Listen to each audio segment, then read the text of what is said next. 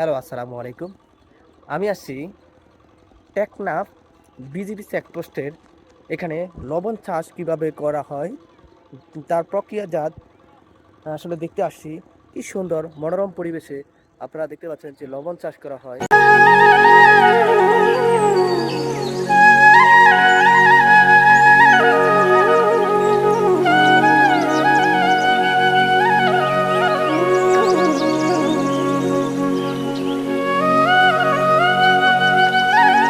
আসসালামু আলাইকুম গাইস। আমি এখন একজন লবণ চাষি ভাইয়ের সাথে কথা বলবো যে কিভাবে লবণ চাষ করা হয়, লবণ চাষের প্রক্রিয়াজাতগুলো ওনার কাছে আমি শুনবো। দর্শক, আপনারাই সাথে থাকবেন। যে আপনি তো এখানে দীর্ঘদিন যাবত লবণ চাষ করেন, তাই না?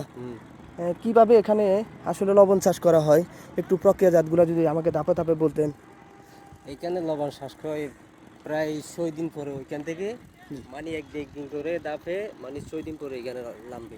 হ্যাঁ, এই লবণটা 4 দিন পরে উঠে দেব, জি 4 দিন পরে উঠবো ওইখান থেকে দাফে দাফে। এই যে আমি যেটা পলট করছি জি। ওই পলট থেকে ওই উপর থেকে এখানে 6 দিন পরে এইখানে লবণ শ্বাস যেখানে হয় পলতিন আছে না, এখানে 6 দিন পরে লবণ বেশ 4 দিনের মধ্যে লবণ উঠে যাবে। এখন নদী থেকে নদী থেকে পানি আসবে। লইয়া ওই দিকে মানে করা কইরা কইরা এখানে নামাইলে হ্যাঁ, এখানে লবণ হয়ে যায়। 7 দিন পরে লবণ তুলিয়ে উপরে উঠেছি। 400 টাকা 500 টাকা 600 টাকা হয়তো এখন লবণের দাম মানে বেশি কমে গেছে। এই কারণে আমি পোষাইতে পারি নাই।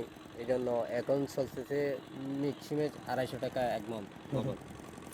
আচ্ছা, আগে কত টাকা মূল্য পাইতেন লবণের, আগে এক মন লবণ? লবণের 300 400 500 600 মতো তো পাইছি আমরা।